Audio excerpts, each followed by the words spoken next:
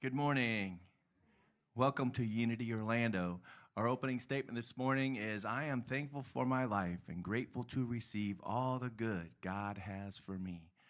Let's all affirm that together. I am thankful for my life and grateful to receive all the good God has for me. All right, let's all close our eyes, take a nice deep breath in, and let's affirm that together in the silence.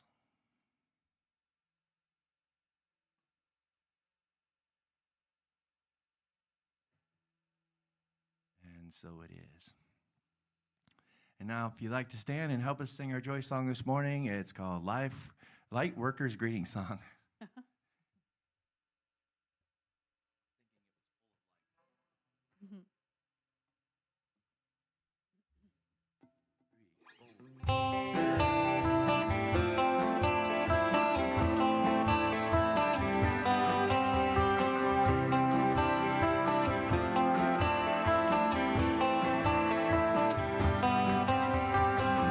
What if before we were born, we chose a life to live?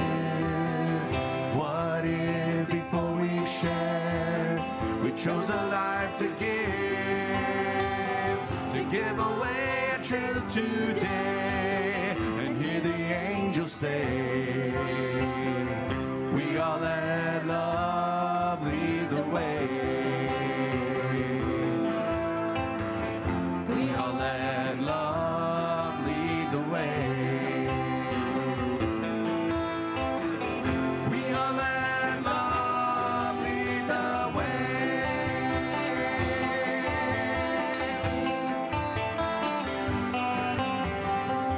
What if before we could breathe, we chose to speak of love?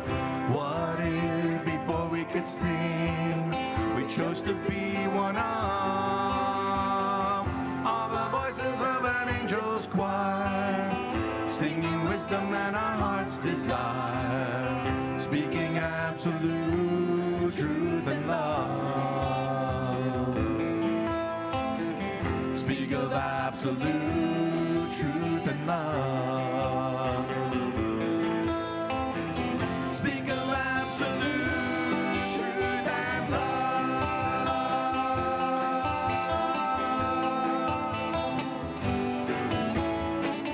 What if we were God's love, living in God's love?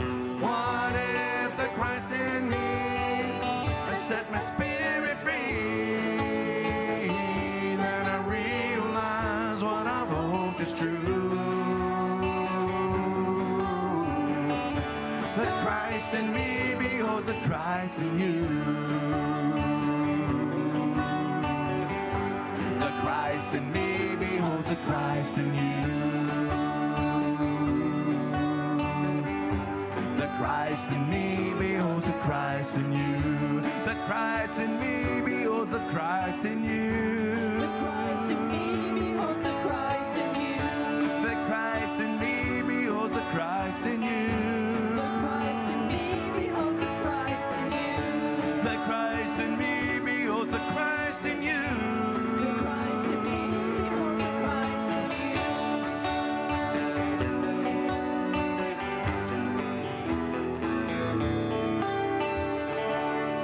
Hi, thank you. You may be seated. Good morning, Unity Orlando. How's everybody doing today? That's my favorite song. That's a good one. One of my favorites. I have many. I love that we see the Christ in each other. It's beautiful. I'm Susan Francis, your platform speaker today. Do we have any visitors out there? Anybody want to raise their hand? We always like to welcome those who are new here, and then, of course, online. So welcome. Glad you're spending your morning with us. Couple announcements. Prayer chaplains are available to pray with you after service. In the house today is myself and Reverend Paul. There he is. He's wandering today. I was like, what? No, he's not there. Also, just remember we pray every evening at 8 p.m. Set your alarm and join us in prayer. The November affirmation is, I look within and discover my power. So that's a really good one. A couple of things to mark down on your calendar. We are going to celebrate next Sunday. Is it November 23rd already? I better hurry up. Oh my gosh. Okay. I better get busy. Okay. November 23rd is going to be our Thanksgiving Sunday. Okay. And we're going to have a heavy hors d'oeuvre, little luncheon following the 11 o'clock service. So join us for that. And then this is going to take the place of our usual Thanksgiving Eve service that we've had in the past. So do not come on Thanksgiving Eve. Come on the 23rd next Sunday. And then December 7th, we're going to have a healing service. After second service in the sanctuary here, we're going to be doing Reiki, and there's going to be crystal bowls being played and meditation. So join us there. And then we do have our Christmas party and potluck will be on December 14th after second service. So join us for that. And then, of course, we have our Christmas Eve candle lighting service, which will be December 24th at 6 p.m. So join us for that as well. Reverend Bob's lesson today is Awakening to Your Spiritual Body. But before I tell you my story and turn it back over to Brian, I have Reverend Paul who needs to share some information with you. Good morning, everyone. Thanks, Susan. Well, I want to give you the results of our roof project. So the bid came in at $44,000. The goal we set for the fundraiser was $48,000. The invoice came in and has been paid at $49,000, and the fundraiser produced $60,000. Wow.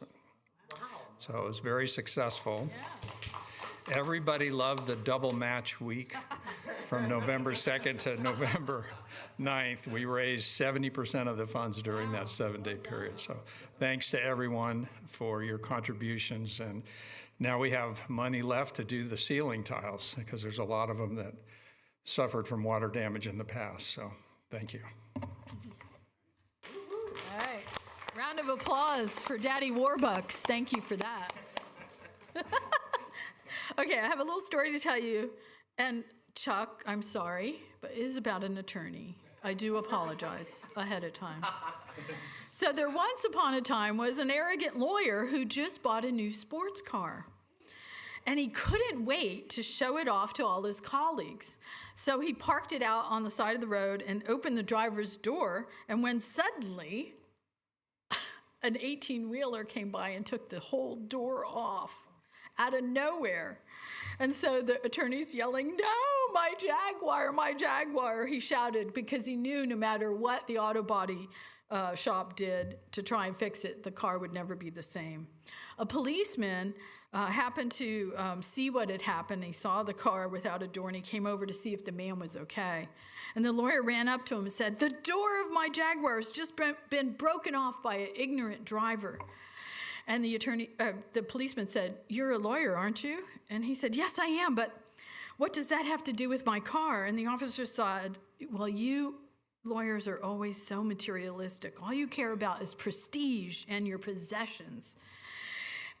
He said, "You must have been holding the door at the time of impact. I bet you didn't even realize you don't have a left arm, did you?" Sorry. I'm sorry. The lawyer looked over at his arm and he exclaimed, "My Rolex! My Rolex!" Okay. All right, our resident attorney is laughing, so all is well. And now I'm going to turn it over to Brian. Thank you, Susan. Yeah, that's when you wish you would have got a Lamborghini because the doors go straight up. Yeah. Yeah, John. Yeah. Great. Here's a song that kind of goes with the theme of how I was thinking. It's called Adventures in Body Form.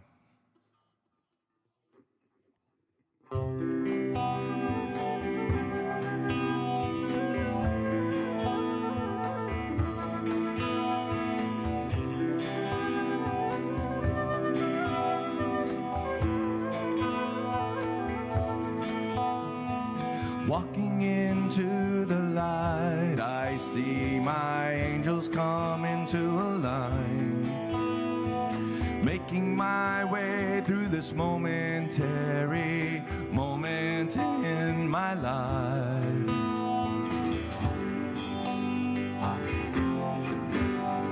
Illuminating beings floating in and out, communicating feelings, talking to me and about adventures in body form, angels form in uniform.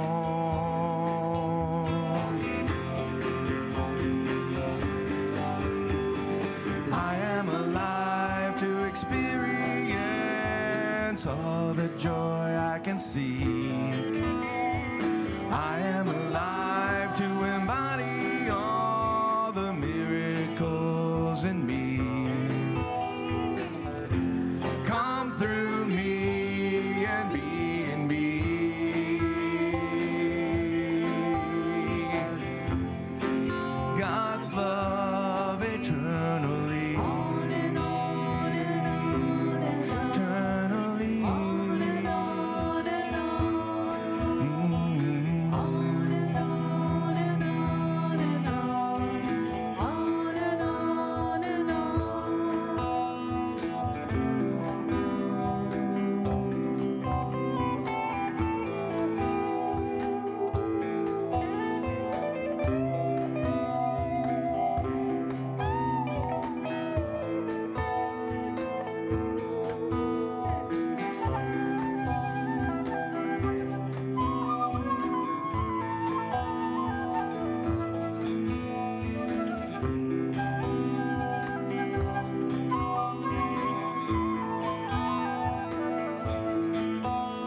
Adventures in body form, angels form in uniform.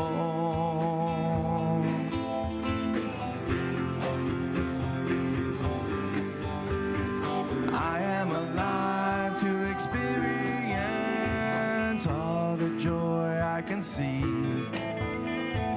I am alive to embody all the miracles in me.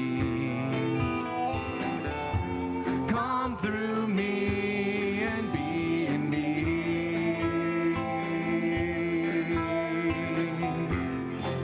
God's love eternally.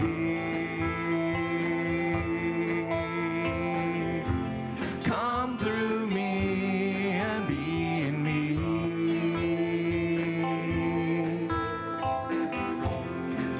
God's love eternally. Eternally.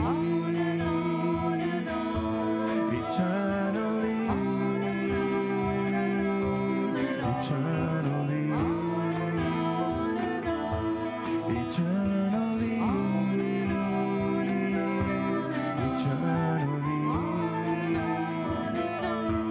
Eternally.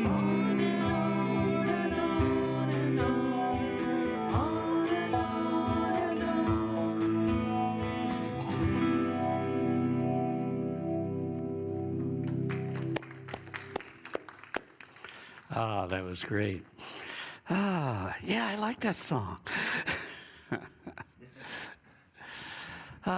Well, welcome, everyone.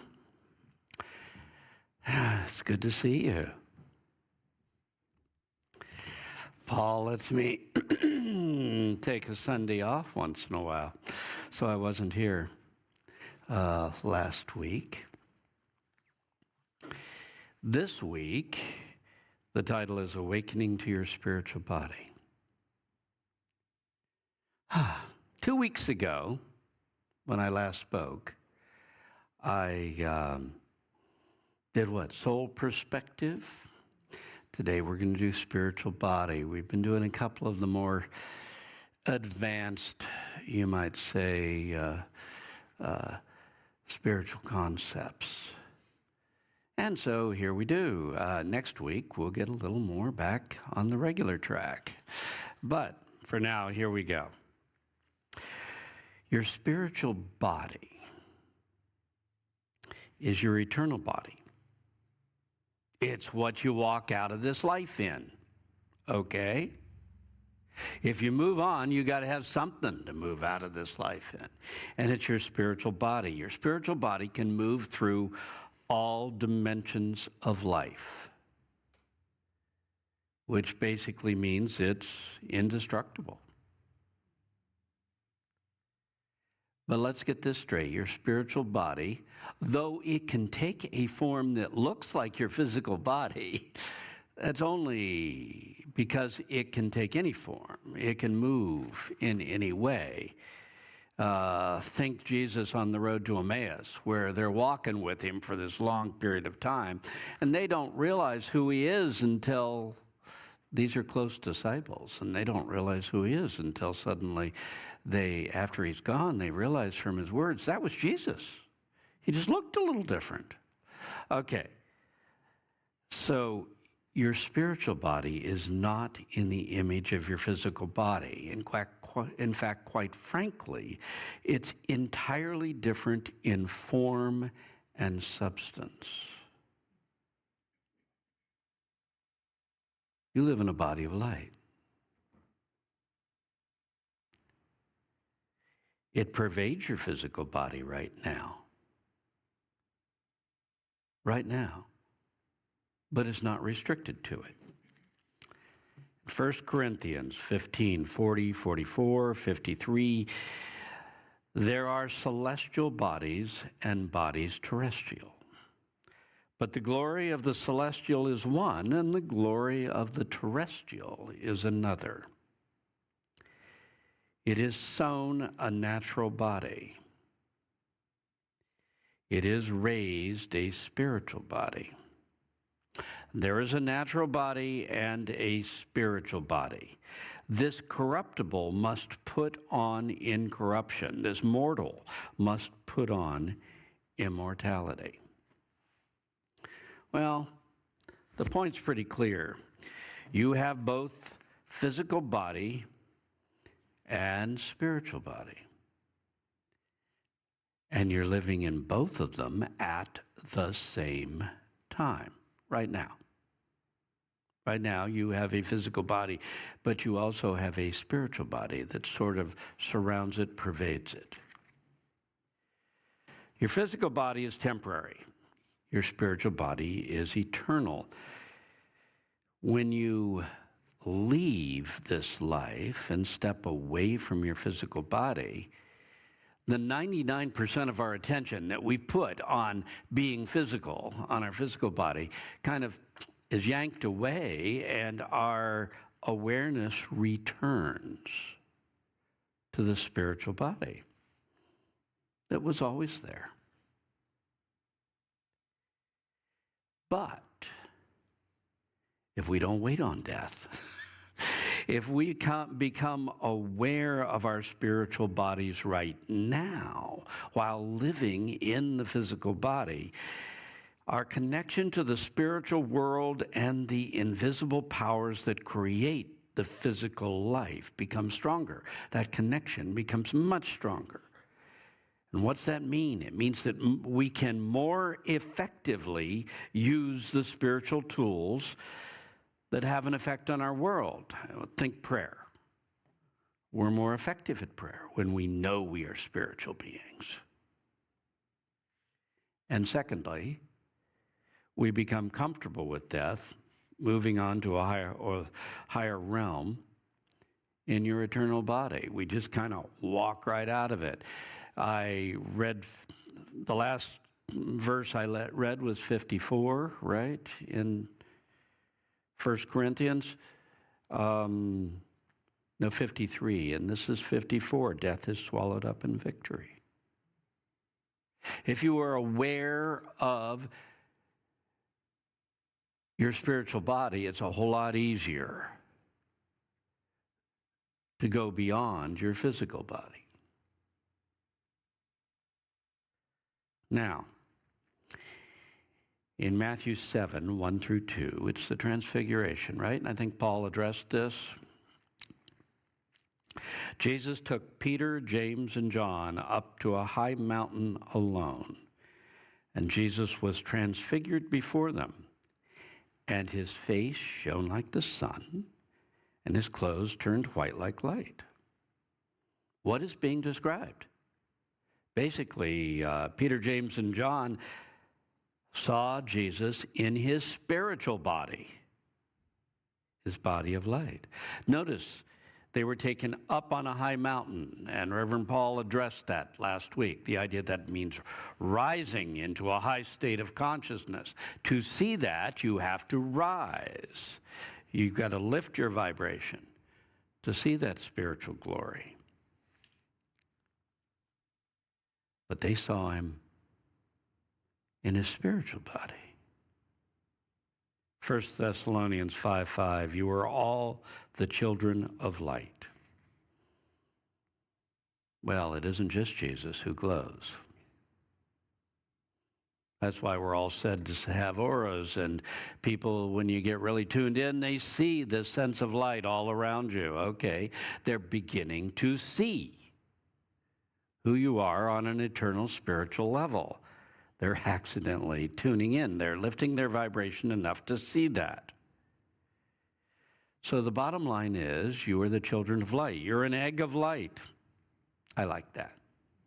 It came out of the Don Juan books. It's the one concept in there. There are a lot, but it's the one that I thought where he truly nailed it.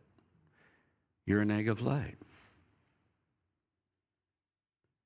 Light fills your body, your physical body, but it's not restricted to it.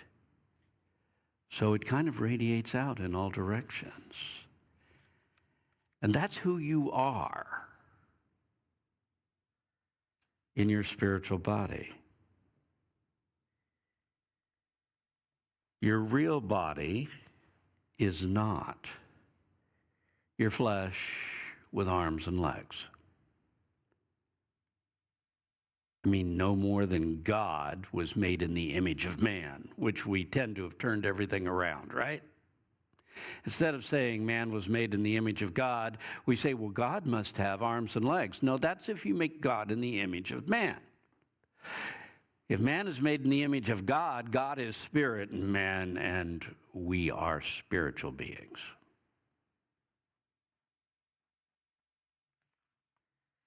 In John 8:12, Jesus said, he who follows me shall find for himself the light of life. We are meant to awaken to the light of life shining through our souls. We are meant to discover that we are beings of light. And the more we function as beings of light, not just physical beings, the more spiritual forces of the spiritual forces of the universe will move through us to create something wonderful in our life, even right here in the earth. We don't have to wait for another realm.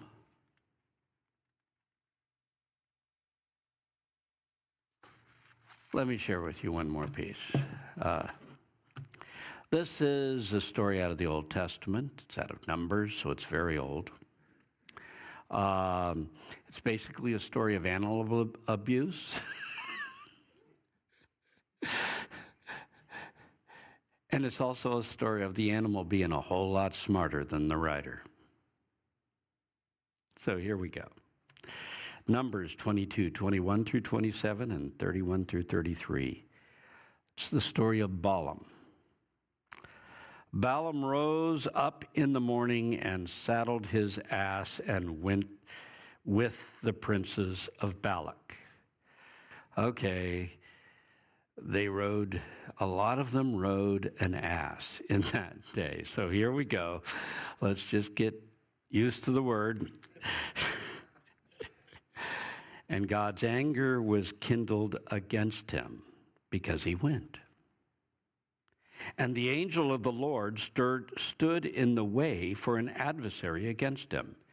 And the she-ass, it was a female animal, the she-ass saw the angel of the Lord standing in the way and his sword drawn. And the she-ass turned aside out of the way and went into the field.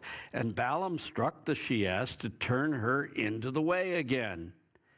But the angel of the Lord then stood in a path of the vineyard, with a wall being on this side and on that side. And when the she-ass saw the angel, she thrust herself against the wall and pressed Balaam's foot against the wall, and he struck her again. And the angel went further and stood in a narrow place where there was no way to turn either to the right or to the left. And when the she-ass saw the angel, she lay down under Balaam. And Balaam's anger was kindled, and he struck the she-ass with a staff. Then the Lord opened the eyes of Balaam, and he saw the angel standing in the way with his sword drawn. And the angel said to him, "Why have you struck your she-ass these 3 times? Behold, I went out to be an adversary against you because you have directed your course contrary to me." And the she-ass saw me and turned aside from me these 3 times. And if she had not turned aside, surely I would have slain you and saved her alive. I guess he got a tongue lashing. It's interesting. I texted these scriptures to Paul last night. He was doing some prep work, and he said, "I really wondered where you were going with this one." So I need to tell you, we live in a physical world, and our senses are trained to see earthly, physical existence. But we also live in an invisible world that we encounter all the time and often don't even notice. Ever wonder why things suddenly go south for no apparent reason? Just like Balaam, had it not been for his beast of burden, he would have totally missed his guidance and walked into destruction. Sometimes when we don't see what's going on invisible levels, we get ourselves in trouble. Now, what I find intriguing, and part of the reason I mention this story, is we're quite willing to believe that animals see things we can't see. Sometimes animals sense the invisible world around us to which we're totally oblivious. So why are we so oblivious? We're generally too caught up in our minds, our judgments, our desires, our earthly perceptions to tune in to the physically invisible level. But we can. We can lift our vibration. Think Peter, James, and John up on the mountain, and begin to function constructively on this higher level. In 2 Corinthians 10:4, Paul writes, "For the weapons which we use are not earthly weapons, but of the might of God." While you're trying to make your way through life, we use everything we can physically to accomplish what we want to accomplish. But he's suggesting, as a spiritual being, you need to be using spiritual tools also.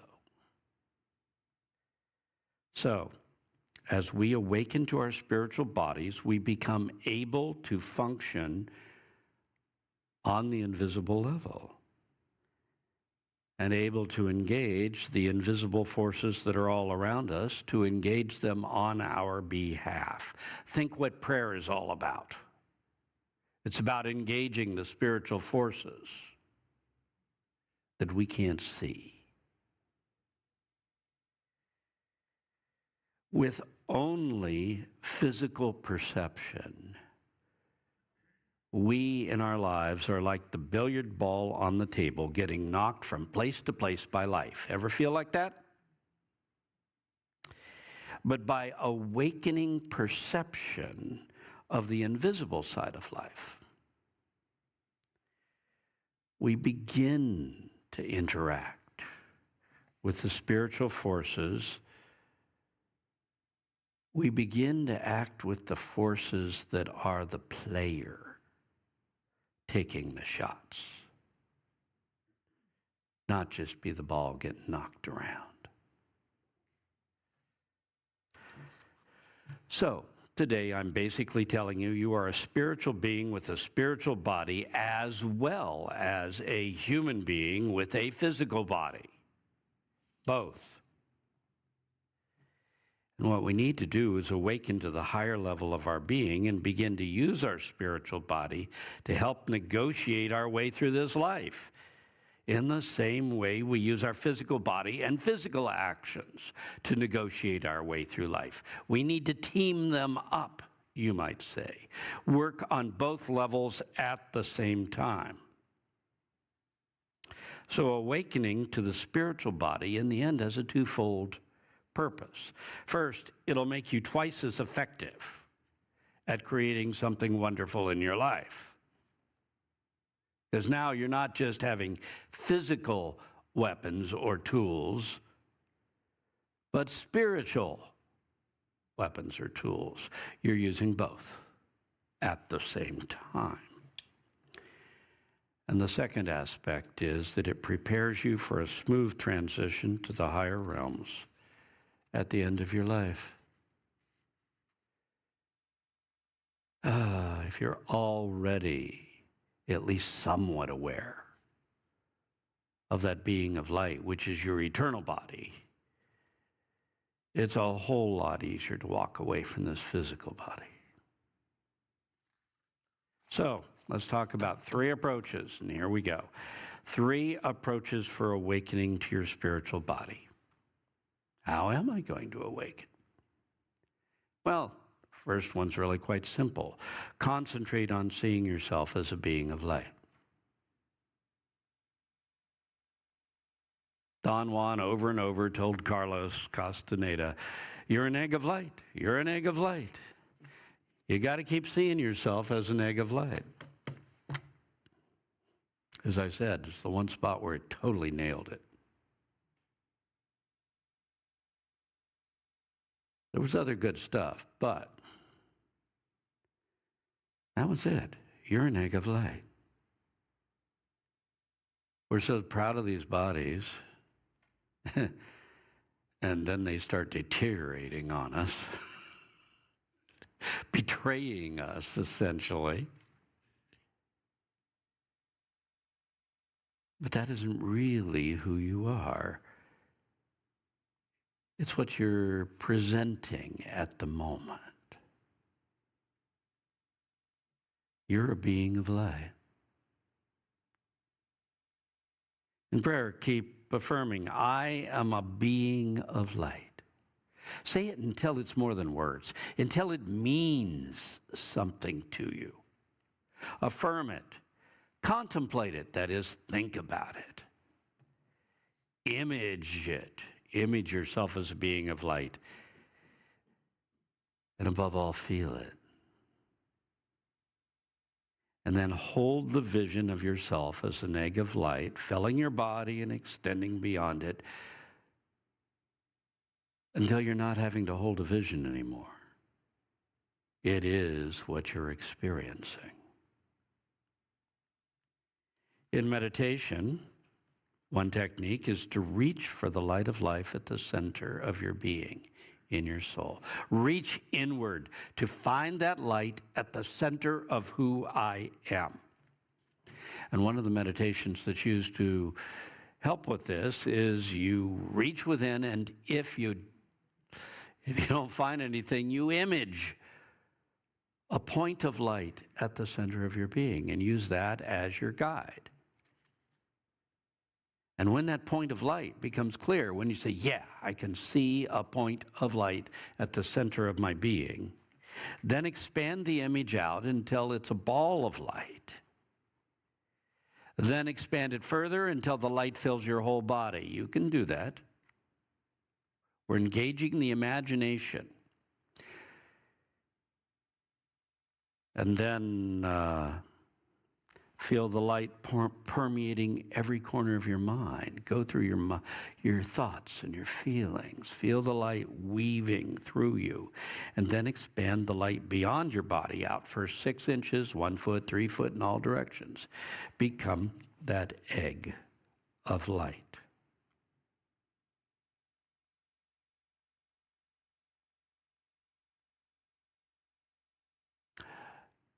You say, well, isn't this just an exercise in imagination? Yeah, that's how it starts. Hazrat Inayat Khan, who brought the Sufi order to the West, one of his students came to him when he said, I want you to image a ball of light between your shoulders. He's talking the heart center. I want you to image a ball of light there. And the student said, am I not lying to myself by imaging this? His response was intriguing. He said, if you are imaging something that is really there, but you just can't see it at the moment, are you lying to yourself? Imagine yourself glowing in light. And I will tell you from experience, there is a threshold when eventually you step over and you are not imagining anymore.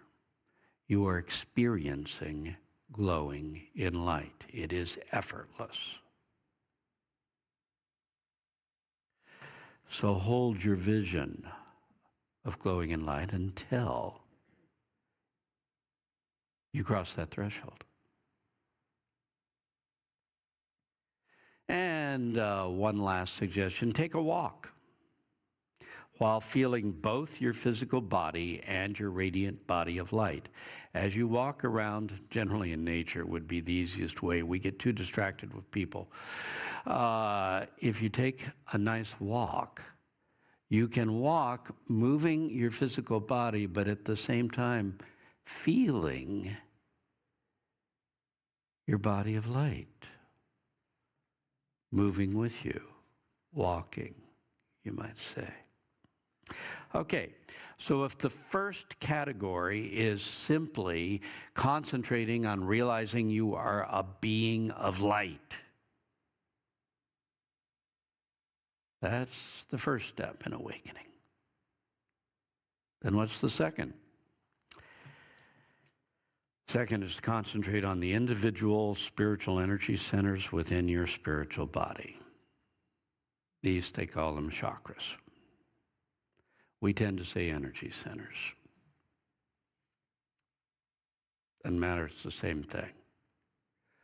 Once you get into awareness of yourself as an egg of light, you then begin to hone it. And you start to realize there are a number of things going on. And I certainly have a number of major balls of light inside of my being of light. Remember I said the Hazrat Inayat Khan was talking about imaging a ball of light in between your shoulders. He's really talking about the heart center.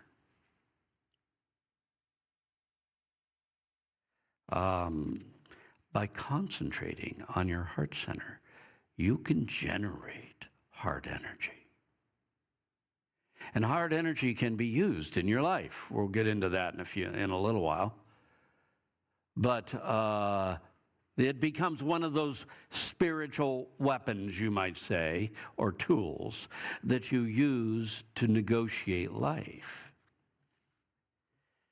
Charles Fillmore, one of Unity's co-founders, discussed concentration on energy centers throughout his writings. He specifically did it in Talks on Truth and the 12 Powers.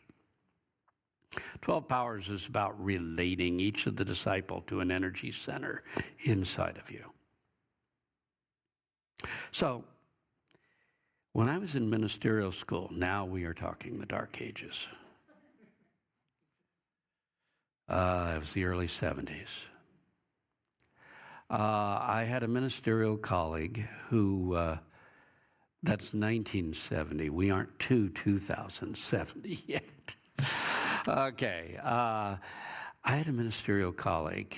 I was one of the younger ones around. I was in my very, very early 20s. But we had people all the way to age 65, and some in midlife. And this one woman who was another ministerial student with me had a daughter in California who was, in a couple of years, she came out to ministerial school. But the bottom line is she was probably 20, 21, 22, whatever. And she would talk to her daughter on a regular basis. And she said, you know, my daughter had the most intriguing thing to say. She told me the other day, she said, wow, weird stuff is happening all around me right now. Some pretty amazing things have been unfolding. I would say almost miraculous what's going on in my life right now. And I'm not sure what kicked this off. Mother said, well, what have you been doing spiritually? What have you been meditating on? What's happening? And she said, I don't know. She says, well, I have been reading and studying the 12 Powers. And she went, okay, that's it. You start working on energy centers within your spiritual body and things get unleashed. You start dealing with things that are happening on the invisible level. Sid Fillmore wrote about it. He wrote about the Heart Center in Talks on Truth. He said, we have been taught the beauties of love and its great power in the world, but it has a center of action in the body, a center that was designed by the Creator to do a specific work. And the man or woman who has not developed the love center is living in only partial exercise of consciousness. This is one of those spiritual tools that Paul was saying we use to get through life.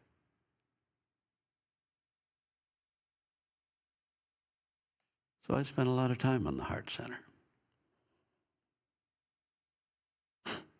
I was very much a head person. I was all intellect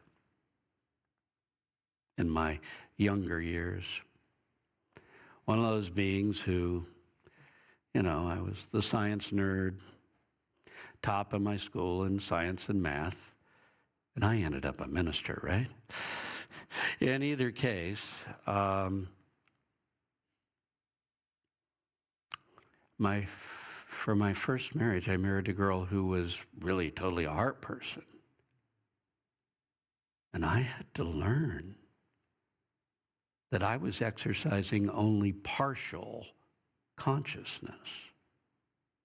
I was missing stuff. So I spent 7 years working on my heart. I'm a slow learner.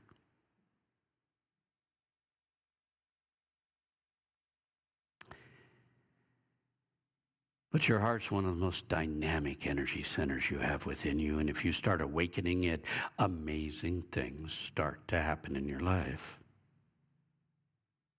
I kind of went from one side to the other. The solar plexus is another major center. And Fillmore says, I have, by persistent practice, learned to drop my attention from my head, my sense of being an intellectual being, to a point under my heart. Now, I'm going to say that's the solar plexus. It's under the heart. And from the description he goes on, he absolutely talks about it. This is separating the I am from the personal. and connecting it with the universal, with which it forms a union at the point mentioned. That's why I'm sure he's talking about the solar plexus. When my I am touches the inner center, there springs into its consciousness a wonderful vibration, and to every part of the body, strong currents of energy are transmitted. At this point, I seem to be in touch with all creation, and the barriers of form are as nothing. There is only a great sea of throbbing life. Wow. Well, let's start with the heart. How do you do it? Moving your heart center.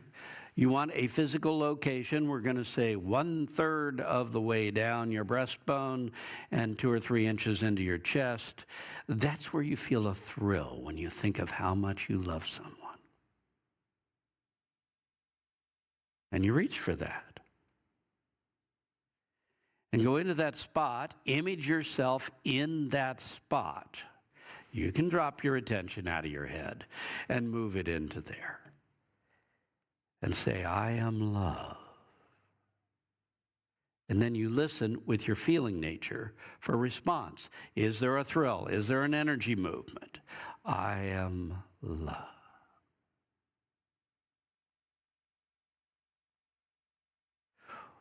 Or if it's easier to use the emotional side of things, you can image someone you love and think of how much you love them until you just feel that thrill in your heart. Sometimes you can stir it up that way. The objective here now, then, is to, once you feel that thrill, that energy, drop the image of the person you love, drop the object, and just feel the energy that you've generated. The objective is to walk through life while generating love energy, because that will smooth your path for sure. Let's talk about the solar plexus. Spiritually, as I suggested earlier, it is the point at which you are connected to everyone and everything in the universe. For me, I see it like a lattice of light. My solar plexus, there is a lattice of light. There is a light connection with every other solar plexus in the world. Now, how do you start here? Well, I'd say you do exactly what Fillmore said. You drop your attention down into your solar plexus and start affirming, I am. I am. I am. And as you do it, see those spears of light going out in all directions.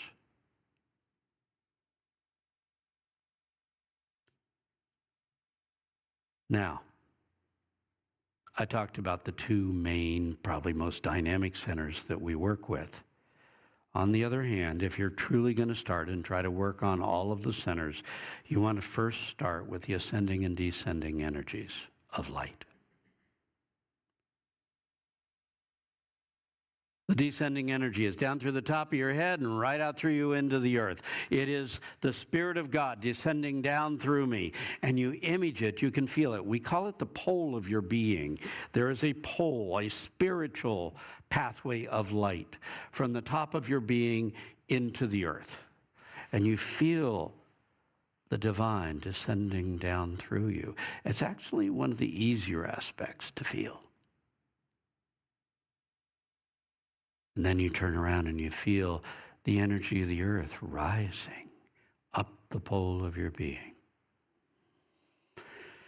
Out the top and just overflowing like a fountain. Once you can feel the ascending and descending currents, now you're ready to do all 7. There was a spiritual teacher out of Black Mountain, North Carolina. I know he's no longer alive. but his name was Jim Gore. And years ago, back, probably the very early 80s, he came and spoke at our church I would think I was in Venice at the time, Venice, Florida. And he had a little tiny book, a little booklet that was entitled Effective Prayer. I went, oh, okay. And if you read the book, basically all it said was, before you pray, go through, image yourself as this being of light, know you are a spiritual being, and then light each of your chakras. A ball of light at the root, the second navel center, solar plexus, heart, medulla, third eye, and crown. And as soon as you have everything lit up and you are well aware that you are a spiritual being, now pray. Just do what you would have done anyway. Pray. And if you pray as a spiritual being, you're far more effective. So, quickly, you start by seeing a ball of light down in your tailbone. We have physical locations. They are for us to place our attention. They are concentration tools. The energy center is actually within your spiritual body, not your physical body. But by concentrating on these points in your physical body, it becomes so much easier to connect to them. So here we are. You start with imaging a very thick, heavy light, ball of light at the root. When you've got that going, you move up to the second. They call it the navel. It's the lower back that we're going to use somewhere in between there. But in this area of your body, you're going to image another ball of light. But this is the magnetic center, so you're going to see light coming out in a magnetic field, going out the front, coming in the back. You're going to lift to the solar plexus, which is probably one of the most dynamic centers. Light is slowly getting finer as we rise, but here, this is a very brilliant, strong light. Remember I said this is where you're connected to everyone else. And so you get a strong, brilliant white light moving out in all directions from your solar plexus. Move into your heart and it becomes a finer light. Finer. And though it's not as brilliant, the heart light penetrates everything. You can't stop it. No one can stop you from loving them. And it comes in waves, you might say. So you see a ball of light, you feel the waves of love energy coming off of you. Then you go to the medulla at the base of the skull, the top of the neck.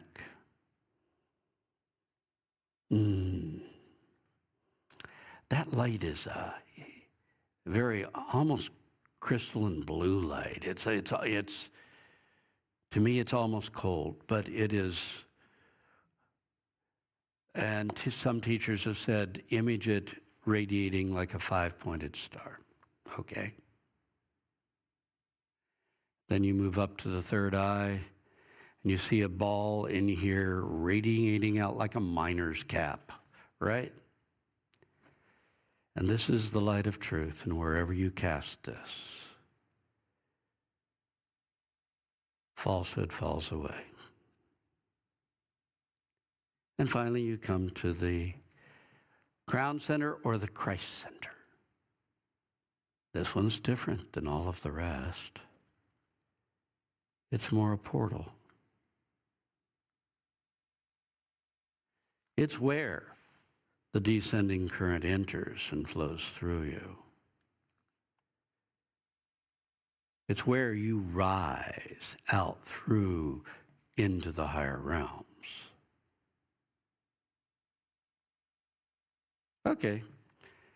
Basically, just spend a little bit of time imaging each of those things, then start to pray. In case you haven't figured out by now, I spent a lot of time, many years of my life, learning to generate spiritual energies through my chakras. And I will tell you, any work in this area at all is especially helpful for you to realize that you're a being of light with a spiritual body. Where do you start? Your heart. Jesus taught the path of the heart. Start with your heart. It's also the harmonizer. Now, okay, I just did something where I'm talking about the anatomy of your light body. Told you we were going to get into some of the more advanced stuff. And as far as I'm concerned, leaving your spirituality as a philosophy is leaving it impotent. It needs to be an experience. You need to experience it, feel. Not just think about it. Feel yourself radiating light. So, let's hit the last category. When trying to accomplish anything in life, do something invisible at the same time that you do something physical. Learn to function on both levels at the same time as you walk through this life. Think prayer. We often try to assist ourselves with prayer. Well, that's great. Ernest Holmes wrote, if you could see prayer, you would see it as a pathway of light. And what I suggest is that when you pray for someone, see it as a pathway of light. When you pray for someone, surround them in light, or surround an upcoming event in light, or a thing or a place. You're still going to do whatever you're going to do, but you're also surrounding it in light just before you do it, or even while you're doing it. Surround anything in your world in light for protection. This becomes amazingly dynamic. And surround yourself in light. As St. Paul said, put on the armor of light. Every morning, get up and surround yourself in light. Another approach, that's prayer, is to learn to use heart energy. Reach out and touch someone with your heart energy. Reach out and touch a situation with heart energy before you have to go through it. Reach out and touch your workplace with heart energy. Learn to use the energy in your heart. Third point, stretch out your aura to enfold a person or a situation. You are a being of light, not it doesn't have physical restrictions. It can. Your light can reach out, not only as a pathway of prayer, but can reach out and enfold someone. You can take them into your aura, and you are essentially saying, you are a part of me.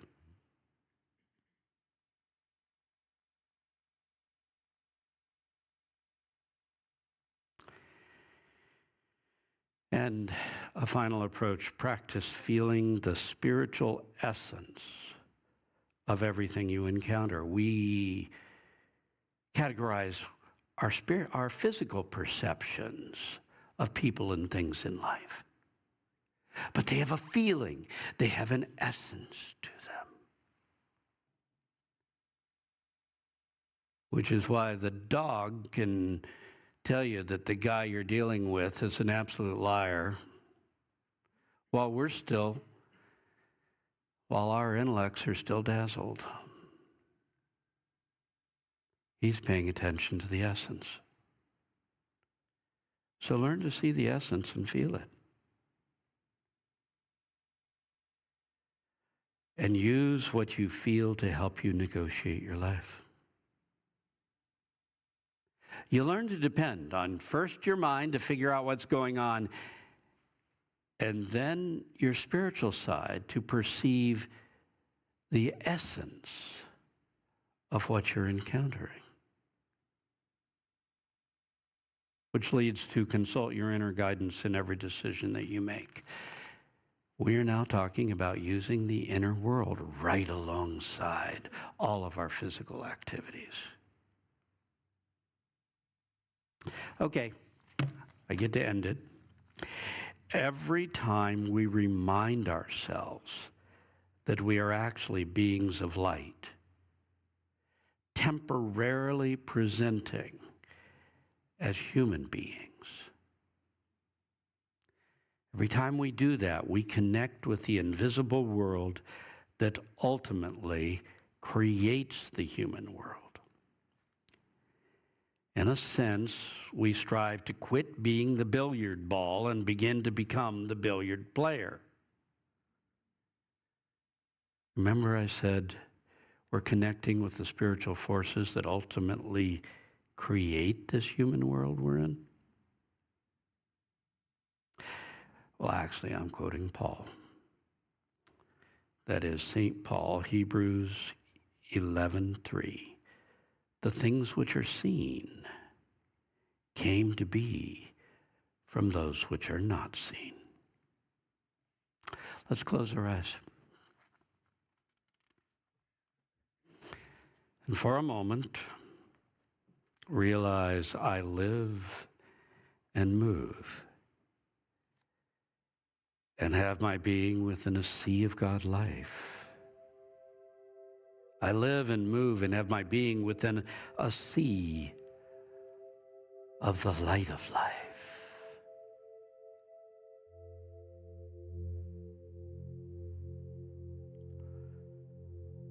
Breathe deeply, sigh it out, and feel yourself immersed in the light of God. And you were created in God's image. So we affirm, I am a being of light. I am a being of light.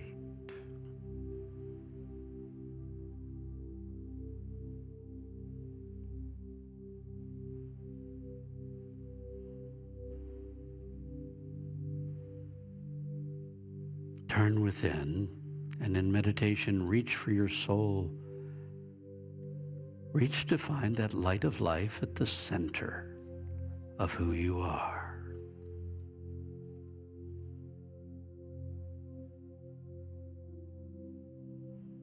And find it first as a point of light. And if it eludes you, image a point of light at the center of your being.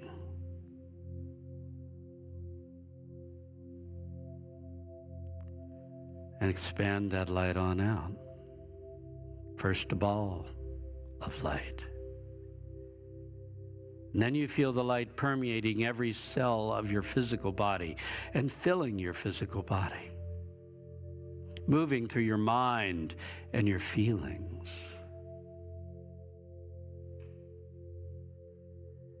Feel that light now expanding beyond your body. First 6 inches out. In all directions, then a foot, then 3 foot. I am a being of light. I'm essentially an egg of light. And as a spiritual being, essentially transfigured, Feel the light of God descending through the top of your head and right down the pole of your being and into the earth as your gift to the earth.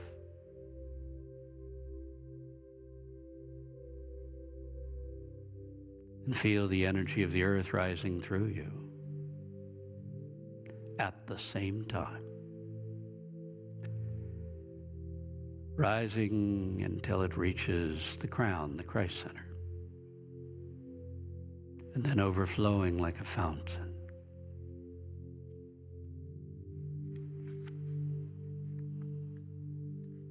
Our role is that connection between the heavens and the earth. And though our heads are in the clouds,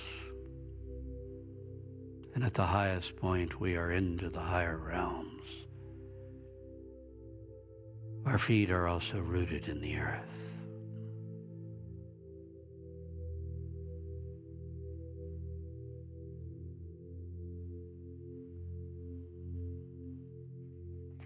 For a moment, move into that spectacular spiritual center in your solar plexus, right where your rib cage comes together at the bottom of your, just below your breastbone, the very bottom of it, and into your chest. And there, image a ball of light. And affirm, moving your attention down into this area, move out of your head into your solar plexus. I am. Thinking I am. From your solar plexus. I am.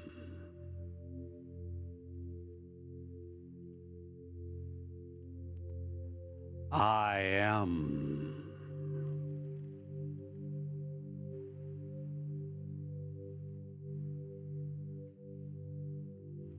And with your heart,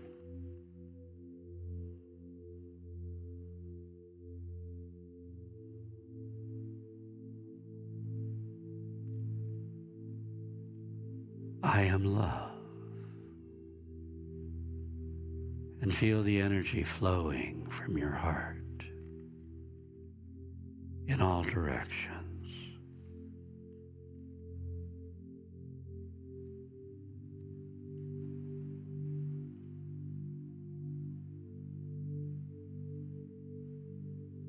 So very quickly now,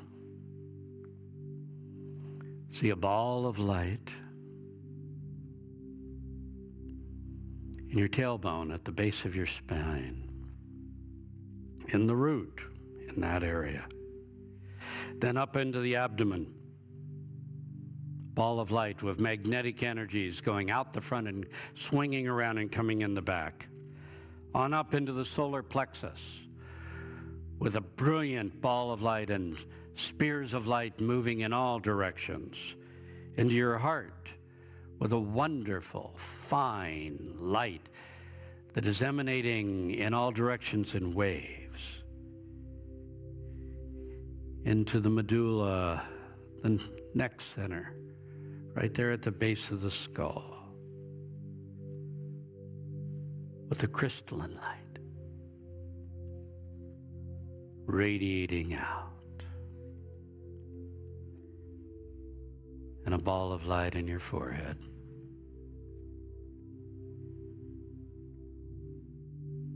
Casting a beam of light in front of you, the light of truth. And then rising to the crown, your Christ Center, because it's the opening to the higher realms. And feel the light there like a fountain.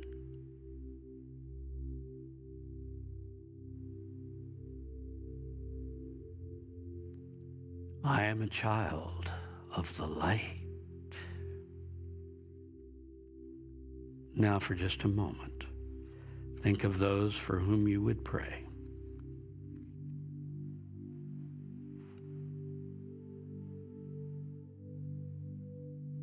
Pray as a being of light, and let your prayer be a pathway of light.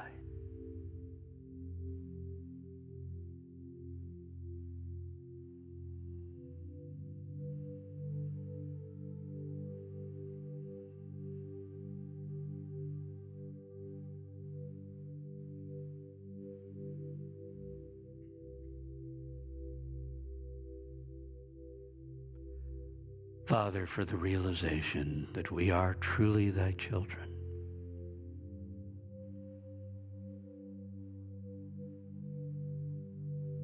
That we are the sons and the daughters of the one true light that pervades the universe and all dimensions.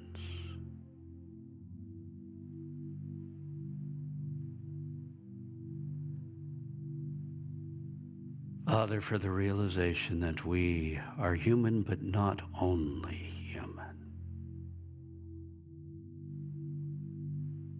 We are truly grateful. Thy will be done through us. Amen.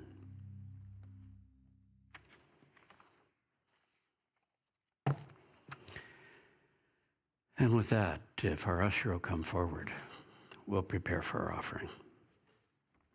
For all of you at home, if you're new and you want to know, how do I do the offering? This is how you do it. You, at the end of service, you'll go to the home page, and you can hit that Donate Now button if you want to use a credit card or PayPal. You can pull off our address and mail us a check. You can use Zelle. We're right up in the new approach. But if you use Zelle, you're going to have to use unityorlando@gmail.com, our email address. If you use the phone number, it gets lost. So it's unityorlando@gmail.com. And if all of this is too confusing, call the office. Linda will talk you through it. Thank you for your offerings, because it is you at home as well as those who attend. Keep us going, and we are grateful. So let's hold our offering in our hands. Let's affirm together. Divine love through me blesses and multiplies all the good I am and have, all the good I give and receive. Thank you, God. Amen. Thank you, Reverend Bob. That was a great talk. I've been aware of my spiritual body since I was 4. I fell off a slide. All of a sudden, I'm looking at myself and I'm thinking, how am I seeing myself with my eyes closed? And I'm floating around and everything. It was pretty cool. No pain, Paul. Don't have to worry about pain. Here's a song that was inspired by that. It's called Alive.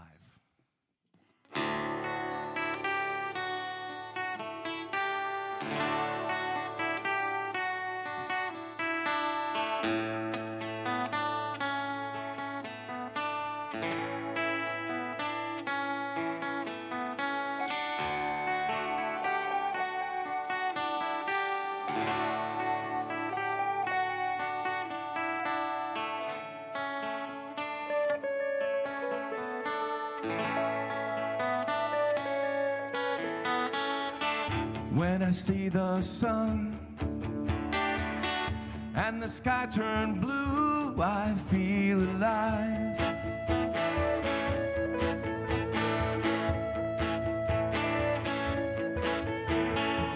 And when I feel the earth breathe under my feet, I feel alive.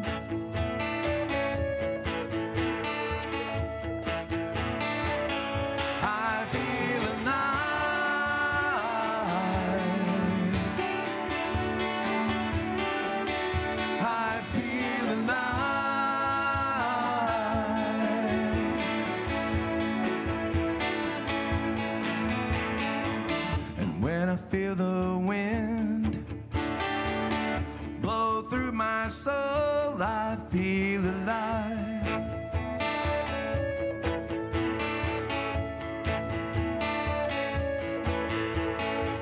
And when I hear the water fall in waterfalls, I feel alive.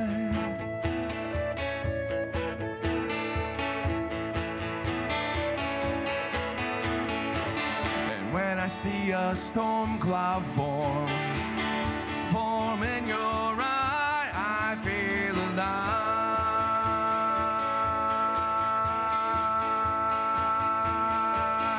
I feel alive.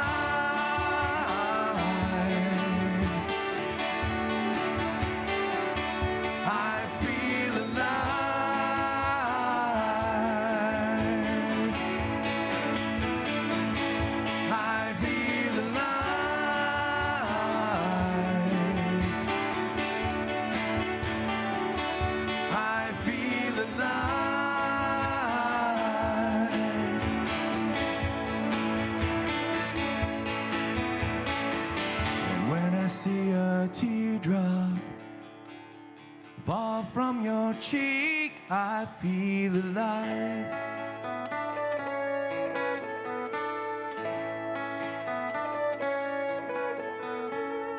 And when I see the darkness swallow up the light, I'll feel alive.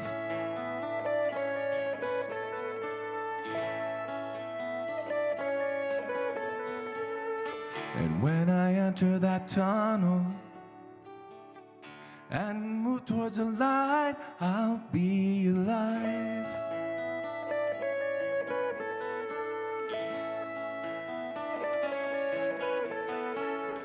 And when I leave this world for another world, I'll be alive.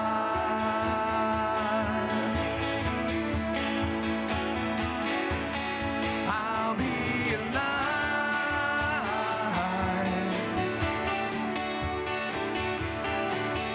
I'll be alive.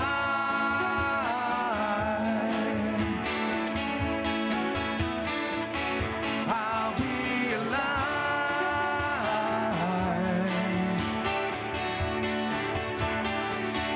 I'll be alive.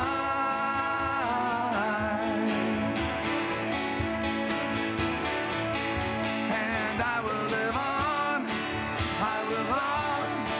I'll live on. I'll live on. I'll live on.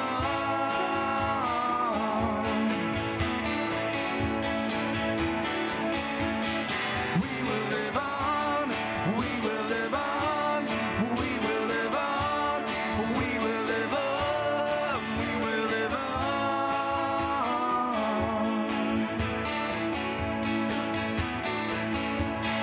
We will live on. We will live on. We will live on.